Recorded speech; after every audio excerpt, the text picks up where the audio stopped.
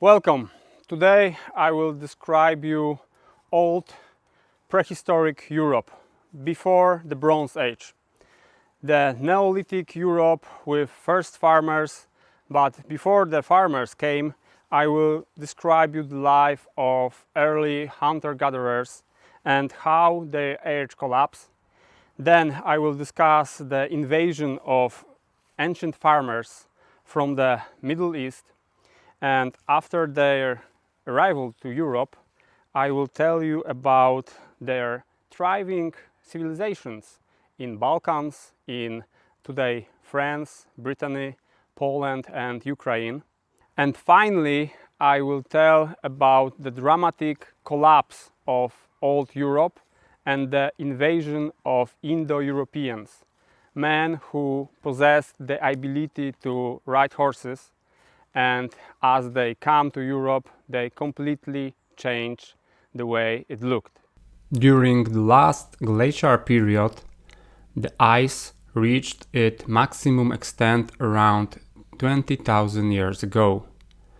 At that time, it reached as far south as England, northern Germany and northern Poland.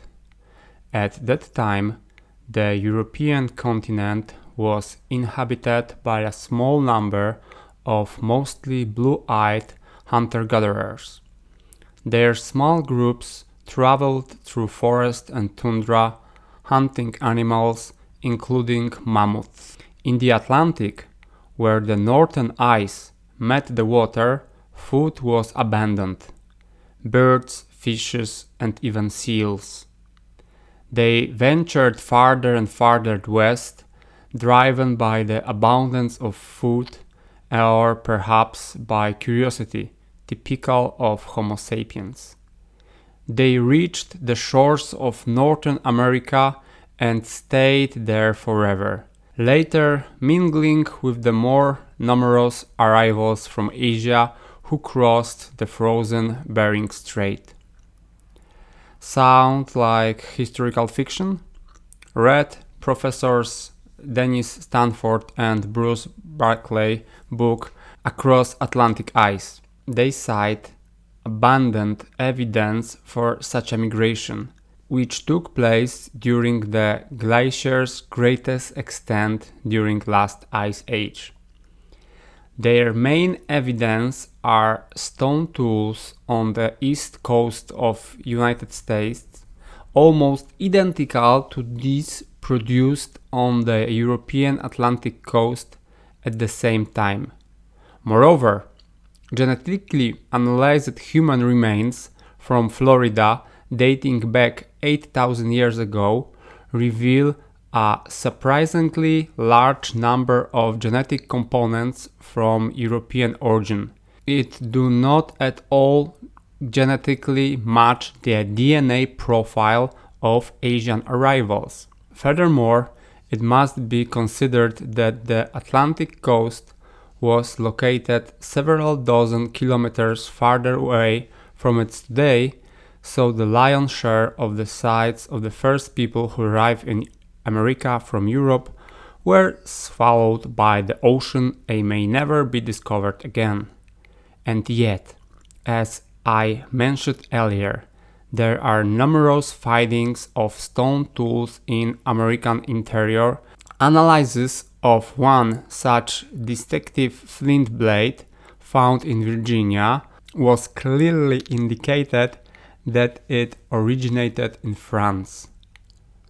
I bring this example in such details to demonstrate how much we still don't know about the prehistoric world and how many mysteries await discovery.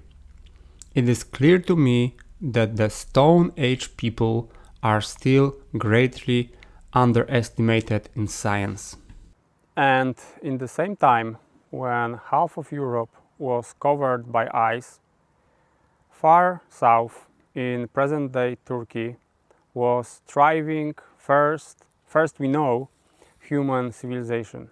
It was civilization of Göbekli Tepe.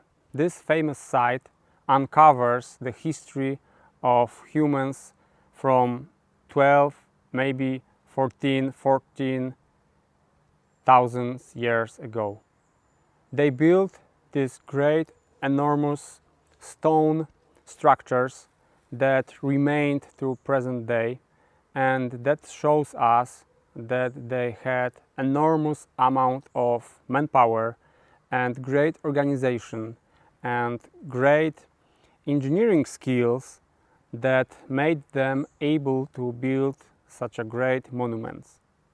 But at this time, for sure, there were a lot of small or bigger towns on the coast of Mediterranean Sea, because the same as today, in the ancient times, humans preferred to live on the banks of the rivers, and the best places were the banks of small seas. And Mediterranean Sea is perfect for fishing, for trade, and also it gave nice climate to the narrow belt of land near the sea. And you have to know that Mediterranean Sea 12,000 years ago was much smaller than it is today, because the great glacier was collecting such great amount of water that the level of seas around the world was much lower. But when the glacier suddenly melted around 12,000 years ago, the water was flowing to the ocean, but a lot of water also flew to the great basins of Eurasia. And for example, the Aral Sea, the Caspian Sea, and the Black Sea was filled with great amounts of water from the melting glacier. And in the one point in history, the water in Black Sea was so high that it spilled over Bosphorus Strait, and the whole water flew into the Mediterranean basin. And in very short time, probably in a year or two, the level of water of Mediterranean Sea rise by dozen meters. And these all settlements of this first, let's say so, Göbekli Tepe civilization, these settlements that were located on the banks of the old small Mediterranean Sea were flooded by these waters from the Black Sea. And today we also have the great legend passed from centuries about the Great Flood. I think it's connected with this event from around 12,000 years ago. But as the Göbekli Tepe civilization collapsed, the new era came, and this era is called Neolith. And the Neolith was a very important stage in human history, because we mastered farming. And the agricultural revolution that took place in Neolith is the biggest single event, the most important for humankind, because suddenly we don't have to worry about food. For thousands of years before this agricultural revolutions, hunter-gatherers were very concerned about getting enough food to survive. And it was very hard to collect more food to make a stronghold and to make some supplies for the coming years. Because meat is very hard to be conserved without temporary methods. But agriculture gave them ability to produce much more food, much easier, and therefore they were able to have much more children. And these children increased the population of Neolithic societies very quickly. And for example, every 50 or 100 years, they doubled their numbers. And as they doubled, they could now expand. When the glacier melted and the climate was much warmer than today, there was a terrain called the Fertile Crescent in present-day Iraq and Syria, and there the farming began. Very rapidly they expanded west to Europe, because Europe had also very fertile lands. They could not expand south, because south was very warm and dusty, and desert start very soon. They could not expand east, because Zagros mountains and the plains beyond these mountains were not habitable for farmers. And also in the north they had Great Barrier Caucasus Mountains. So they migrated mainly west to Europe. And now the history of New Europe began, the history of agricultural Europe, made by the farmers that came from the present day Near East to our continent. The first Neolithic culture in Europe was Vinca culture in present day Greece. They were very able farmers that had wheat, oats, and also cows, sheep, and goats, and they built at least one city containing around 4,000 inhabitants. The houses in the city were made on a stone fundament, and over that they built with clay bricks, and these houses were quite big. But the most interesting thing is that in the middle of this settlement they created a big market and a big hall. And today we can only guess what was the purpose of this place. Maybe it was a place for gatherings on which they decided about future of their settlement and maybe their state. Maybe this was the first Greek democracy, but we don't know for sure. But also the other possibilities in play. This could be a marketplace for traders from foreign lands that came here by ships and traded their goods.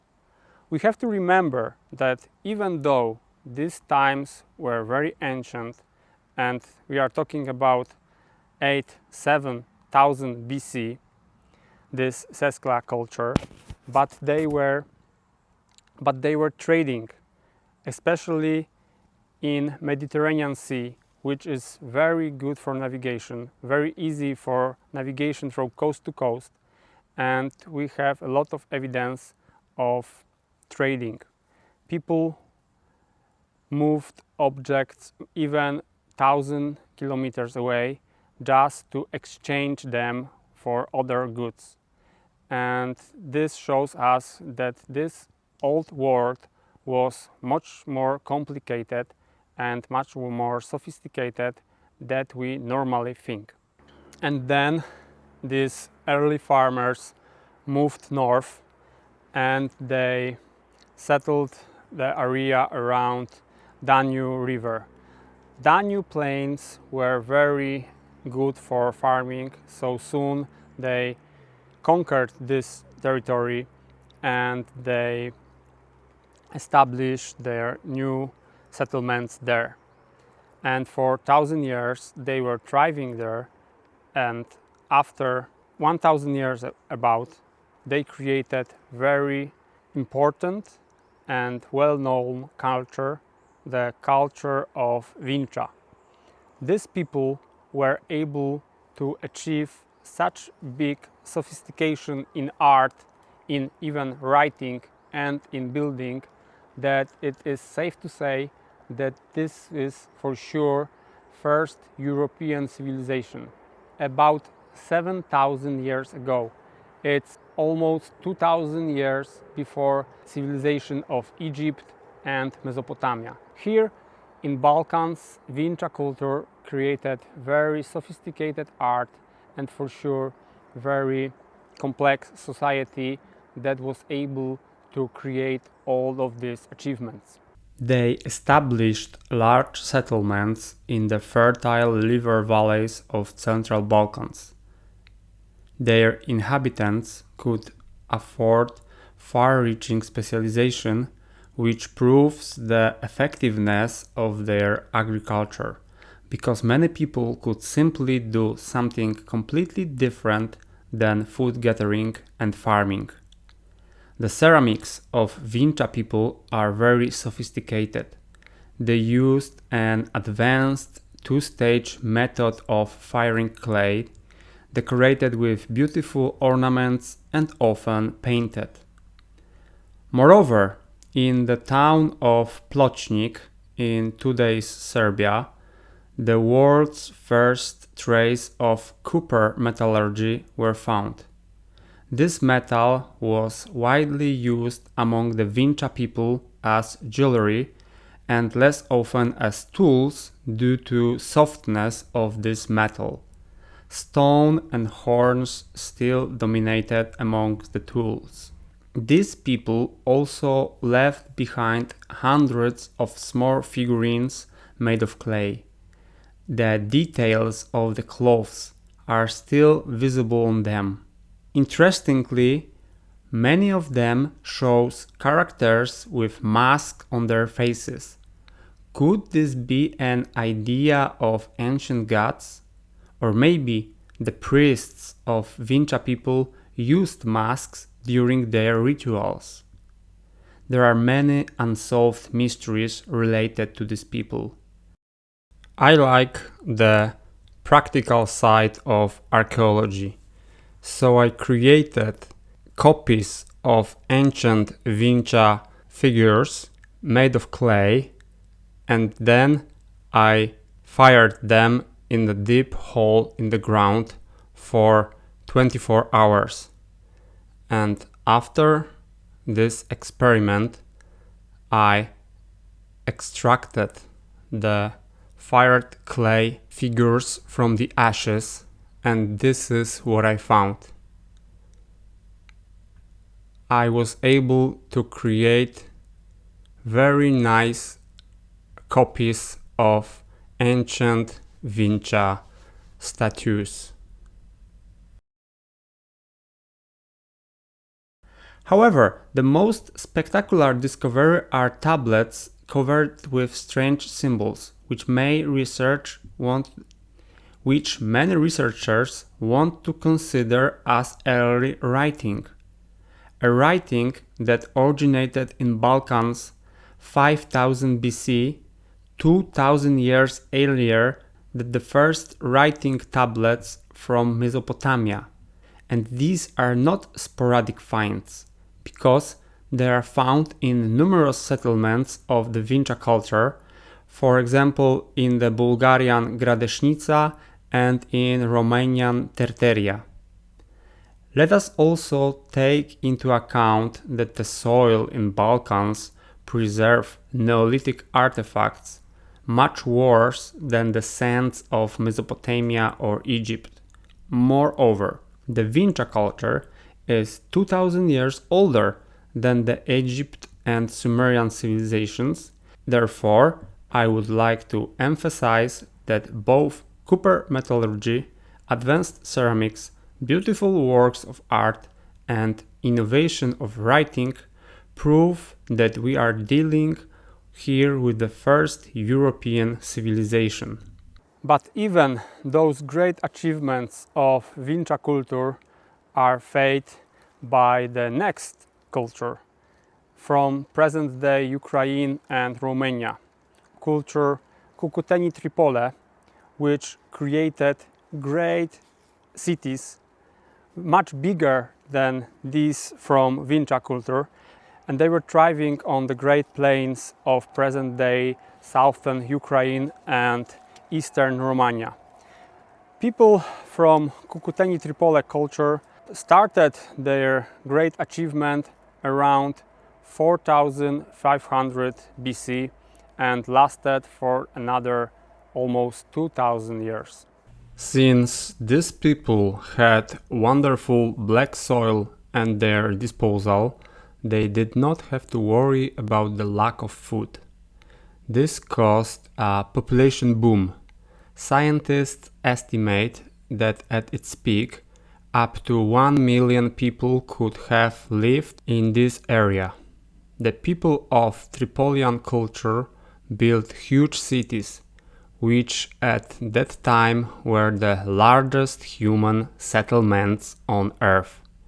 Around 3800 BC, many centuries before the civilization of Egypt or Mesopotamia, almost 50,000 people lived here in the largest city. Interestingly, there is no sign of social stratification, as if these people were all similarly wealthy. There are also few finds of weapons other than these used for hunting, which create the image of neolithic utopia, an egalitarian society of farmers living in abundance of food, not fighting among themselves. Probably the greatest concern of these people was disease. For 99% of human history, we lived in small groups of several dozen people. Meanwhile, these thousands of people living in one place made the transmissions of diseases extremely fast and easy. We have no idea about the level of medicine of these people, but it is easy to imagine that deadly toll could have been caused by numerous infectious diseases that we have learned to treat effectively only in the 20th century. But the people of the Cucutani-Trypolie culture not only formed the largest human settlements in the world, they were also technologically advanced. The pottery wheel was invented here, hundreds of years before the first similar discovery in Mesopotamia. Moreover, the people of Tripoli culture probably also invented the wagon, as evidenced by clay figures with such images. They would have been the first in this respect even before the Polish funnel beaker culture. We have a picture of wagon from Brnocice from 3500 BC. Statues resembling women that are common at the sites of Tripolian culture are mysterious and beautiful. Were they representations of goddess, or perhaps some kind of photos of fertile Tripolian women? This is not known. And again, here you can see replica of Cucutani-Trypolie woman statue made of clay. Quite detailed genetic research on the population of Tripolian culture were carried out in 2018, and it shows that as many as 80% of the genes of this population came from Neolithic farmers who came from Anatolia, and only 15% of DNA came from ancient hunter-gatherers from the post-glaciation times before the Neolithic revolution. This great culture existed for 2000 years and collapsed under the pressure of more warlike people from the east, which I will talk about you later in this video. At the same time, when on Ukrainian plains culture Cucutani-Trypolie was thriving, in Western Europe was very important megalithic culture. They came up with idea to build great monuments of stone, and this culture originated from the terrain of today present Western France, where they started to build these megaliths. They started about 5000 BC and then spread north to British Islands. They spread south to Iberian Peninsula, mainly Portugal, but also Spanish coast, Atlantic coast is full of these megaliths. They also spread east through North Sea, through present-day Denmark and on the southern coasts of Baltic Sea, and also they spread to Scandinavia. On all this terrain we can now find remains of this megalithic culture. They built during their period 2000 years long over 1000 different megalithic structures. They were building menhirs, one big standing rocks. They were building something like temples, as you know from Stonehenge. They were also building graves and other types of structures. For example, in year around 4700, they erected a biggest stone from their culture. They erected menhir that was over 20 meters tall and was heavy like 330 tons. It's very hard to even imagine how they were able to lift such a heavy stone and put it straight up in the ground. I cannot imagine how many thousands of men and probably also oxes were needed to make this structure. This structure stands for 700 years, and around 4000 BC there was great earthquake in the Western Europe, and this earthquake caused this menhir to collapse and it split it into four. And also many other megalithic structures collapsed in this earthquake. It was very important turning point for these people, because now they see that the gods that are for sure responsible for the earthquake, they caused them, gods are not pleased from them and they are destroying their structures. So after this very important point of their history, they built much more fewer buildings like this. There is a hypothesis that connects the intensive stone construction in Western Europe with some new religion that was born in what is now France around 5000 BC. This assumption explains why people continuously made great efforts to build these megalithic structures, and it would also explain that fact that the idea spread rapidly throughout the Atlantic coast, much farther than colonization would ever occur. An additional argument for the belief system behind the megaliths is the fact that after the earthquake I mentioned, which collapsed many of this structure around 4000 BC, intensive megalithic construction stopped. This is an incredibly interesting question about what the religious system of these Neolithic inhabitants of Europe looked like. Unfortunately, we will probably never know exactly, but echoes of these ancient beliefs are certainly hidden in all legends of these areas. Another interesting issue is the occurrence of jade axes through the entire area of the megalithic culture.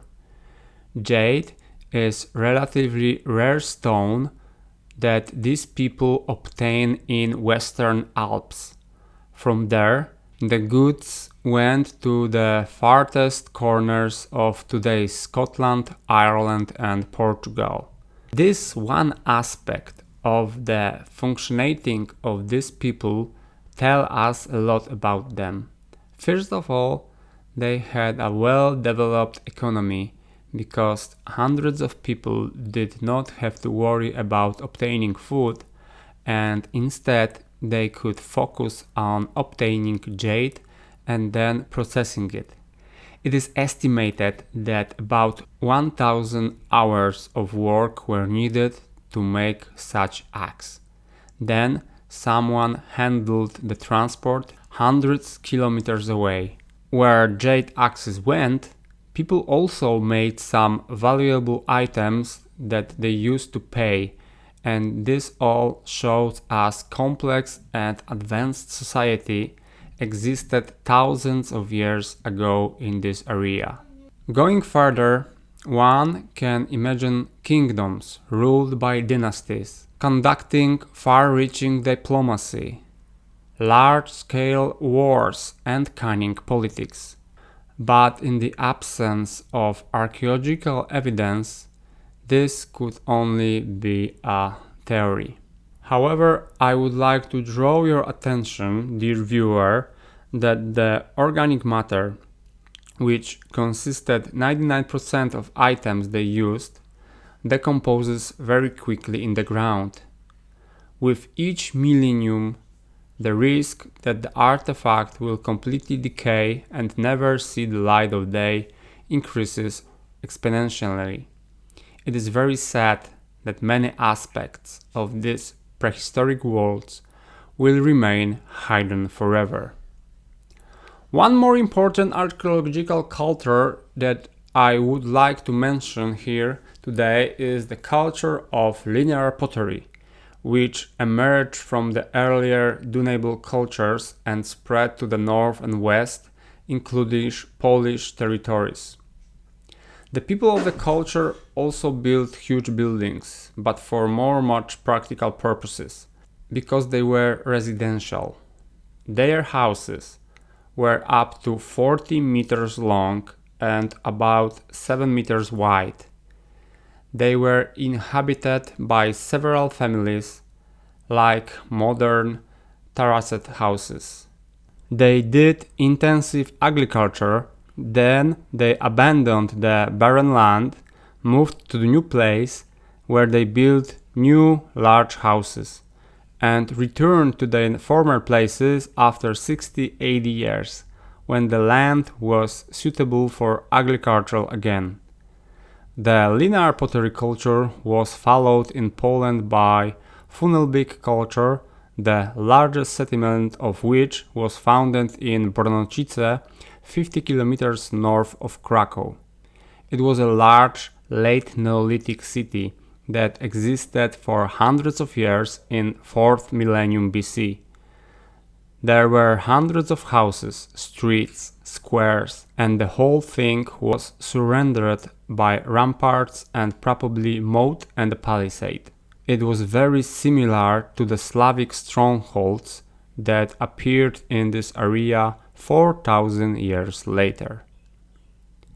Meanwhile, I would like to point out that since one such settlement was found and explored, I leave open question: how many Neolithic cities in Europe existed and are still waiting to be discovered?